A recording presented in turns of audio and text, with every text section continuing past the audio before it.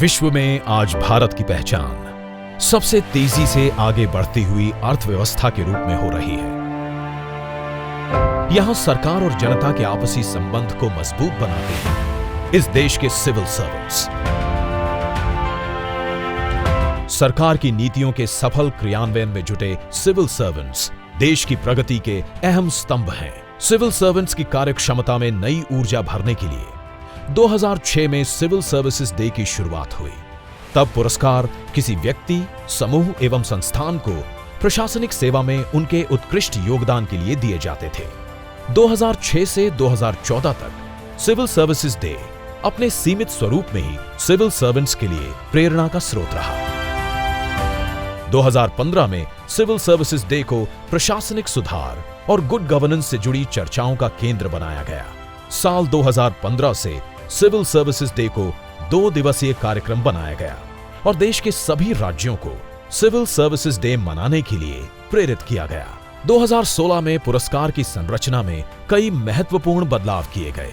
उसी साल priority programme की श्रेणी को जोड़ा गया। सरकार की योजनाओं के प्रभाव का आकलन करते हुए उन योजनाओं को प्रायोरिटी प्रोग्राम की श्रेणी में शामिल किया गया जिनके प्रभाव आम नागरिक पर सबसे अधिक रहे। सबको समान भागीदारी का मौका मिले, इसके लिए राज्यों के 3 अलग समूह बनाए गए। पहले समूह में उत्तर पूर्वी राज्यों के साथ पर्वतीय राज्य उत्तराखंड, हिमाचल प्रदेश और जम्मू और कश्मीर को रखा गया। द्वितीय श्रेणी में 7 केंद्र शासित प्रदेशों को रखा गया और तीसरे समूह में देश के बाकी राज्य थे।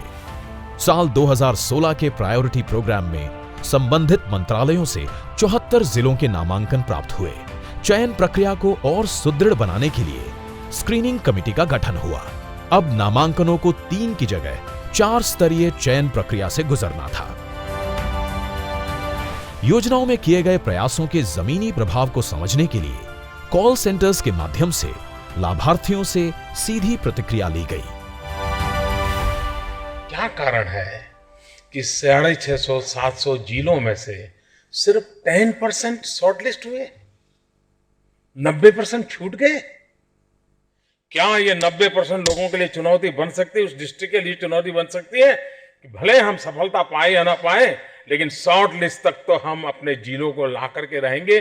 सिविल सर्विसेज डे 2017 में इस बात पर विशेष ध्यान दिया गया कि देश के सभी जिले इस पुरस्कार की प्रक्रिया का कैसे हिस्सा बन सकते हैं। इसको प्रभावशाली बनाने के लिए नामांकन की प्रक्रिया को बदलकर आवेदन की प्रक्रिया शुरू की गई।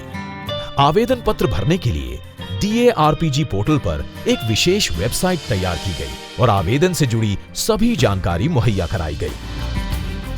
साल 2017 में इनोवेशन की श्रेणी में 2 पुरस्कार दिए गए। ये पुरस्कार प्राकृतिक संरक्षण, आपदा प्रबंधन, जल संरक्षण, ऊर्जा, शिक्षा, स्वास्थ्य, महिला और बाल सुधार से जुड़ी योजनाओं में नई सोच को क्रियान्वित कर रही केंद्र, राज्य और जिला स्तर की संस्थाओं के लिए थे।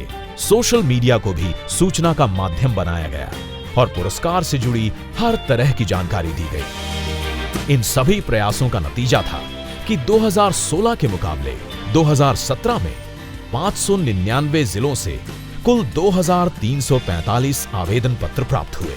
2017 में मिली बेस्ट प्रैक्टिसेस को 2013 से 2016 बैच के सिविल सर्वेंट से साझा भी किया गया ताकि वो उनका अपने कार्य क्षेत्र में उपयोग कर सकें और उनसे मिली प्रतिक्रिया को सिविल सर्विसेज डे के अवसर पर चर्चा में शामिल किया जा सके।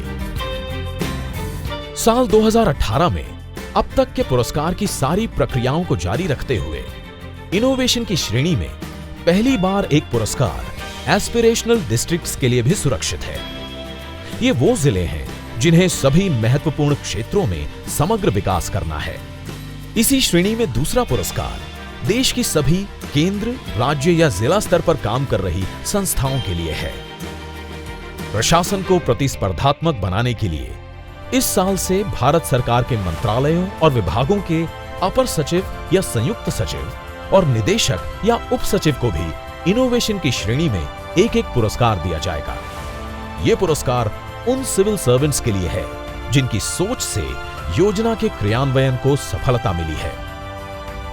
2018 के प्रायोरिटी प्रोग्राम में शामिल हैं प्रधानमंत्री फसल बीमा योजना, प्रमोटिंग डिजिटल पेमेंट्स, प्रधानमंत्री आवास योजना शहरी एवं ग्रामीण और दीनदयाल उपाध्याय ग्रामीण कौशल्य योजना।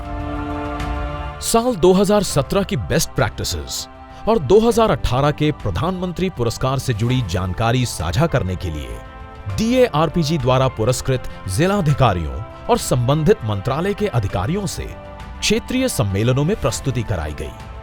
साथ ही आवेदकों को समय समय पर वेबिनार और वीडियो कॉन्फ्रेंस के माध्यम से प्रधानमंत्री पुरस्कार में जिलों की प्रतिभागिता को बढ़ाने का प्रयास किया गया तथा उन्हें बेहतर कार्य करने के लिए प्रोत्साहित किया गया।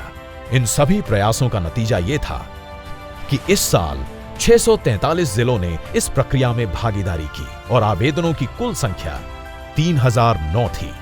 इसमें प्रायोरिटी प्रोग्राम के लिए 2010 और इनोवेशन की श्रेणी में 999 आवेदन पत्र प्राप्त हुए। कई महीनों तक चली इस चयन प्रक्रिया में सैकड़ों जिलों और हजारों आवेदनों के बीच उन प्रतिभागियों को चुना गया जिन्होंने लोक प्रशासन के क्षेत्र में उत्कृष्ट योगदान दिया है। Prime Minister Award in itself is a very, very, very big thing for a bureaucrat. It is just a dream coming true. This award is extremely prestigious. इस तरह के प्लेटफॉर्म पे अपने काम को शोकेस करने में एक संतुष्टि का भाव मिलता है। ये सबसे उत्कृष्ट अवार्ड है पूरे राष्ट्रीय स्तर का। The award is a great recognition for a good work for any public servant in the country. It inspires you, to go miles and miles without taking any rest. To put it in a simplistic way, it is like getting an Oscar.